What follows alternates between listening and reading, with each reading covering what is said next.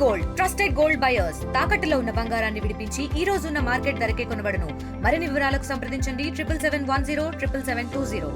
ప్రభుత్వ రంగంలో నడవాల్సినటువంటి ప్రైవేటు విద్యాలయాలను ఈరోజు ప్రైవేటీకరణ చేసేందుకు చేసినటువంటి కూటమి ప్రయత్నాన్ని మాత్రం క్యాబినెట్ పీపీపీ మోడల్లో ప్రైవేటు వ్యక్తులకు దారాదత్తం చేయాలని 10 మెడికల్ కాలేజీలు కూడాను వారికి ఇచ్చేందుకు చేసిన ప్రయత్నాన్ని మాత్రం ఆది నుండి కూడా ఖండిస్తుంది.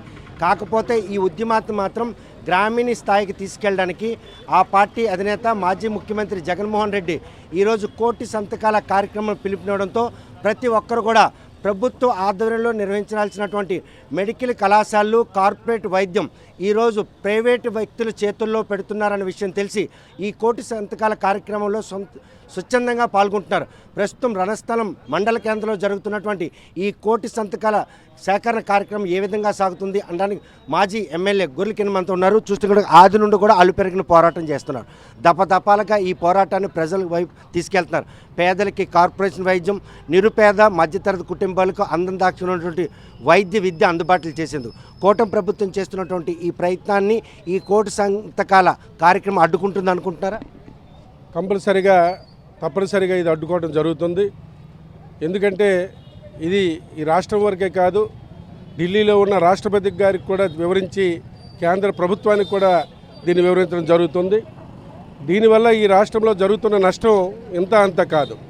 జగన్మోహన్ రెడ్డి గారు అధికారంలో ఉండేటప్పుడు 2019 నుంచి 2024 వరకు వైద్యపరంగా ప్రజల తాలూకా ఆరోగ్యపరంగా అతను తీసుకున్న జాగ్రత్తలు చాలా ఎక్కువగా ఉన్నాయి. ఆ రోజు ఆరోగ్యశ్రీ చూసుకున్నా దాని పరంగా ఆ రోజు 5 లక్షలు 4 లక్షలు ఉంటే జగన్మోహన్ రెడ్డి గారు 25 లక్షల వరకు ఆరోగ్యశ్రీ పెంచి పేదల గురించి దాని తాలూకా దీన్ని బయటికి పెట్టడం జరిగింది. ఈరోజు చూస్తే ఆరోగ్యశ్రీ కూడా కుంటుపడిపోయిన పరిస్థితి, చాలా వరకు ఎక్కడ కూడా వైద్యం అందని పరిస్థితి. ఈరోజు మెడికల్ కాలేజీల్లో చదువుకున్న పిల్లలు కూడా ఈరోజు చాలామంది 11 కాలేజీలో ఇంతవరకు మన 1923 నుంచి ఇప్పటి వరకు 11 కాలేజీలు ఉండి జగన్మోహన్ రెడ్డి గారు అధికారంలోకి వచ్చిన తర్వాత ఆ కాలేజీలో 17 కాలేజీలు తెచ్చారు. 6 కాలేజీలు పూర్తి చేసి అడ్మిషన్స్ పూర్తి చేసి ప్రజల పిల్లలకు అప్పచెప్పడం జరిగింది. అవి ఈరోజు తక్కిన కాలేజీలు కూడా స్లాబ్లు అయ్యి కొంతవరకు ఫ్లోరింగ్లు అయ్యి కొంతవరకు మిగిలాయి తప్ప అవి కూడా ఆ క్షణాన ఎలక్షన్లు రావడం వల్ల ప్రభుత్వం పోవడం వల్ల ఈరోజు కూటమి ప్రభుత్వం అధికారంలోకి రావడం జరిగింది. వచ్చిన తర్వాత వాళ్ళు చేయవలసిన కార్యక్రమం మరచి ఈరోజు పేద బడుగు బలహీన వర్గాల తాలూకా అందరి మధ్యతరగతి కుటుంబీకులకు కూడా నష్టం జరిగే విధంగా ఈరోజు చేస్తూ ఉన్నారు. మీరు చేస్తున్న ఈ ప్రయత్నంలో ఇప్పటి వరకు కూడా కూటమి ప్రభుత్వం నుండి అంటే జవాబు లేదు సరికదా, తిరిగి ఆపాదించే ప్రయత్నాలు సాగుతున్నాయి. మరి ఈ విషయంలో ప్రజల్ని ఈ ఉద్యమంలో భాగస్వామ్యం చేసేందుకు ఎటువంటి కార్యక్రమాలను ముమ్మరం చేస్తాం? ఇవే కార్యక్రమాలు కాదు, మేము ఇప్పుడు నియోజకవర్గం మొత్తం మీద అన్ని మండల కార్యక్రమాలు చేయడం జరిగింది. కొన్ని సిగడా మండలంలో అయితే 17 పంచాయతీలు, ప్రతి పంచాయతీలో నేను టచ్ చేయడం జరిగింది. ఈ మండలంలో కూడా ఒక 10 పంచాయతీలు వెళ్ళడం, లావేరు అలాగే హెచ్చర్లలో కూడా చేయడం జరుగుతుంది. మేము కాక మండల నాయకులు కూడా రోజుకి 4-3 గ్రామాలు వెళ్ళి దీనిపైన ప్రచారం చేయడం జరుగుతూ ఉంది. దానిపైన సంతకాల సేకరణ కూడా చేయడం జరుగుతూ ఉంది. తప్పనిసరిగా ఈ నియోజకవర్గం నుంచి 60 నుంచి 70 వేల వరకు సంతకాల సేకరణ చేసి ఇది ఉద్యమాన్ని తీసుకెళ్లి రాష్ట్రపతికి గవర్నర్కి విన్నవించి దాన్ని పరిష్కరించే దిశగా ముందుకు వెళ్ళడం జరుగుతూ ఉంది. ఈ ప్రక్రియతోనే కూటమి ప్రభుత్వం దిగొస్తుంది. 10 మెడికల్ కళాశాలను ప్రైవేటు పరం కాకుండా ప్రభుత్వం పరంగా నిర్వహించేందుకు వాళ్ళు అంటే యూటర్న్ తీసుకుంటారు అనుకుంటున్నారా? కంపల్సరీగా తీసుకోవాలి. తీసుకోకపోతే ఈరోజు ఈ ఉద్యమం ఈ 10 రోజులకే చాలా వరకు ప్రజల్లోకి వెళ్ళడం జరిగింది. చాలామంది చదువుకున్న వాళ్ళు కానీ ఉద్యోగస్తులు కానీ ప్రతి ఒక్కరు కూడా ఈరోజు దాన్ని ప్రశ్నిస్తున్నారు. ఎక్కడ విన్నా ప్రశ్నిస్తున్నారు. ఈరోజు జగన్మోహన్ రెడ్డి గారు అంత మంచి కార్యక్రమాలు చేసి చేస్తే ఈరోజు కూటమి ప్రభుత్వం వచ్చి ప్రైవేటు పరం చేసి అమ్ముకునే దిశగా ఈరోజు ఈ ప్రభుత్వం నడుస్తుంది.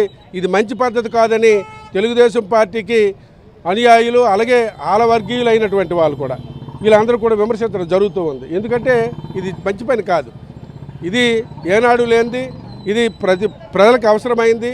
పేద విద్యార్థులు చదువుకోవడానికి మంచి భవిష్యత్తును అనుభవించడానికి అవకాశమైంది ఈ కాలేజీలు. చూస్తే కనుక ప్రస్తుతం ఎచ్చెర్ల నియోజకవర్గం ఎచ్చెర్ల మండలంలో రాష్ట్రంలోనే తొలి పీడీ యాక్ట్ అరెస్ట్ జరిగింది. ఈ విషయంలో గొర్లికిరణ్ ఎమ్మెల్యేగా ఉన్నప్పుడు చేసిన పొరపాట తప్పిదమా ఈరోజు ఈ అవమానం బారపడి ఇది ఆనాడు వైఎస్ఆర్ కాంగ్రెస్ పార్టీలో అధికారంలో ఉండేటప్పుడు ఆ గ్రామంలో కూడా ఏదైనా జరిగితే వెంటనే అడ్డుకునే పరిస్థితి ఉండేది. ఒక ఎమ్మెల్యేగా ఇది చేయడం తప్పు, లేకపోతే మన కార్యకర్తలు ఎవరైనా ఇబ్బంది పెట్టినా దాన్ని అడ్డుకునే పరిస్థితి ఉండేది. అడ్డుకొని వెంటనే దాన్ని పరిష్కరించి మరీ వినకపోతే అది పోలీస్ స్టేషన్ దాకా వెళ్ళి స్టేషన్లో కేసులు కూడా కట్టించే పరిస్థితి ఉండేది. కానీ ఈరోజు ఆ పరిస్థితి లేదు ఇక్కడ. ఎందుకంటే ఈరోజు ఆ పరిస్థితి మనం చూస్తూ ఉన్నాం. మనమనే వైఎస్ఆర్ పార్టీ కార్యకర్తలు ప్రభుత్వ అధికారంలోకి వచ్చిన 10 మాసాల్లోనే మర్డర్ కేసులు జరిగాయి. మర్డర్ చేశారు, 2 మర్డర్లు జరిగాయి. సామాన్యమైన విషయం కాదు. వెంటనే మేమందరం ఒత్తిడి చేస్తే వెంటనే తెలుగుదేశం పార్టీ వెనుక వస్తున్న వ్యక్తులను కూడా అరెస్ట్ చేయడం జరిగింది. ఈరోజు ఈ పరిస్థితి కూడా పీడీ యాక్ట్ వరకు వెళ్ళే పరిస్థితి అయితే రేపు రాబోతున్న రోజుల్లో అదే పరిస్థితులు కొనసాగుతాయి. అంటే హత్యలు కూటమి ప్రభుత్వం సంబంధించినట్టు కార్యకర్తలు నాయకులు చేస్తుంటే ప్రతిపక్షానికి సంబంధించిన నాయకులపై పీడీ యాక్ట్ పెట్టడం ఎంతవరకు సంబంధించి ఇది మీరు అవమానంగా భావించట్లేదా? ఇది అవమానంగా పార్టీకి కానీ కార్యకర్తలకు కానీ అవమానంగా ఉంటుంది. దీనిపైన ఎందుకంటే వాళ్ళు తీసుకునే నిర్ణయం 2 పక్కలు తీసుకుంటే మంచిది. వాళ్ళకి అనుకూలమైన వ్యక్తులను, వాళ్ళ ప్రభుత్వం తాలూకా వ్యక్తులను వదిలేసి యువతల వ్యక్తులను తీసుకొని వైఎస్ఆర్ పార్టీ తాలూకా ఎవరైతే అనుయాయులు ఉంటారో వాళ్ళ మీద మర్డర్ కేసులు కట్టడం, పీడీ యాక్టులు పెట్టడం, ఇబ్బంది పెట్టే కార్యక్రమం జరుగుతూ ఉంది. ఇది మేమే కాదు, అందరమే ఖండిస్తున్నాం. దీనికి ఎటువంటి పరిస్థితుల్లో దీన్ని పరిష్కార దిశగా చేయాలని అధికారులను కూడా కోరుకుంటూ ఉన్నాం. అవతల వర్గీయులు కూడా ఆ గ్రామం బాగుపడాలంటే అవతల వర్గీయులు కూడా పీడీ యాక్టుల కింద అరెస్ట్ చేస్తే తప్పనిసరిగా ఆ గ్రామం ఎప్పుడు కూడా ఇబ్బందులు లేకుండా, గొడవలు లేకుండా ఉంటాయి. కానీ మండల పరిషత్ సంబంధించిన ఎన్నికల్లో ఏదైతే ఎన్నికలు వాయిదా పడిన తర్వాత జరుగులు శంకర్ ఆశావాహ్ అయినప్పుడు కూడాను మొదలవలస చిరంజీవిని ఎంపీపీ చేయడమే ఈ పరిణామాలన్నింటికి కారణం. అవి రాజకీయాల దృష్ట్యా ఇప్పుడు జరిగాయి, దీనికి సంబంధం లేని విషయాలు, దాని గురించి డిస్కషన్ లేదు. కానీ అప్పట్లో ఆ చిన్న పొరపాటు ఈరోజు ఆ మండలంలో అటువంటి కాదు. అడ్మినిస్ట్రేషన్లో చాలామంది వరకు చేసాము. కొన్ని జరుగుతుంటాయి, కొన్ని మనకు అనుకూలంగా జరుగుతాయి, కొన్ని మనకు వ్యతిరేకంగా జరుగుతుంటాయి. దానికి మనం బాధ్యులం కాదు. దానికి ఎన్నికలు వాయిదా పడమే కారణం అనొచ్చా? ఏవైనా ప్రాదేశిక ఎన్నికలు కరోనా కారణంగా వాయిదా పడమే కారణం అనుకోవచ్చా? ఈ పరిణామం లేదు. ఎప్పుడు 1 సంవత్సరం తర్వాత ఎన్నికలు జరిగాయి. ఆ ఎన్నికలు జరిగేటప్పుడు ఇవన్నీ కూడా చాలామంది వరకు వాళ్ళ అభిప్రాయాల ప్రకారం తీసుకొని చేయడం జరిగింది. చూస్తే కనుక ప్రస్తుతం ఏదైతే 10 మెడికల్ కళాశాలను ప్రైవేటీకరణ చేస్తామని కూటమి ప్రభుత్వం కంకణం కట్టుకుందో వాటిని ఎట్టి పరిస్థితులు అడ్డుకుంటాం, ప్రజల్లోకి ఈ ఉద్యమాన్ని తీసుకెళ్తాం. 1 కోటి సంతకాల సేకరణ విషయంలో మాత్రం ప్రజలందరూ కూడా స్వచ్ఛందంగా వచ్చి ఈ ఉద్యమంలో పాల్గొంటున్నారు. పేద, నిరుపేద, మధ్యతరగతి విద్యార్థులకు అందని ఏదైతే వైద్య విధిని అందుబాటులో తెస్తాం, మరోవైపు కార్పొరేట్ వైద్యాన్ని మాత్రం పేదవారికి అందించేందుకు జగన్మోహన్ రెడ్డి చేసుకున్నటువంటి ఈ నిర్ణయం ఆయన మార్క్ ఎక్కడ ఉంటుందనే ఉద్దేశంతో ఈరోజు కూటమి ప్రభుత్వం ఇటువంటి ప్రక్రియకి తెరతీసింది. ఎట్టి పరిస్థితుల్లో కూడా ప్రజా ఉద్యమం దిశగా ఈ 10 ప్రైవేట్ కళాశాలను కూడా ప్రభుత్వం ఆధ్వర్యంలో నడిచేందుకు మాత్రం చేస్తున్న తమ పోరాటం ఎట్టి పరిస్థితుల్లో ఫలిస్తుంది. రానున్న రోజుల్లో ఈ 10 కళాశాలను కూడాను ప్రభుత్వం రంగం ఆధ్వర్యంలో నడిచే విధంగా మాత్రం తమ పోరాటం కొనసాగిస్తున్న గొర్రెలకిని స్పష్టం చేస్తాం. మరి ఈ విషయంలో రాష్ట్ర ప్రజలు వారితో ఎలా భాగస్వామ్యం అవుతారు, ఈ 10 ప్రైవేటీకరణ కాకుండా ఈ కళాశాలను ఎలాగ అడ్డుకుంటారు అనే విషయం వేచి చూడాల్సిందే. వీడియో జర్నలిస్ట్ రామకృష్ణతో సత్యం, RTV శ్రీకాకుళం. తెలుగులో ఫాస్టెస్ట్ న్యూస్ ఇప్పుడు కొత్త అవతారంలో 5 సెకండ్లోనే పూర్తి వార్తా సమాచారం మీ చేతిలో. సోషల్ మీడియా ట్రెండ్స్ మీ కళ్ళ ముందుకే live TV and voice search options తో ఇప్పుడే డౌన్లోడ్ చేయండి. యాప్ లింక్ డిస్క్రిప్షన్లో ఉంది.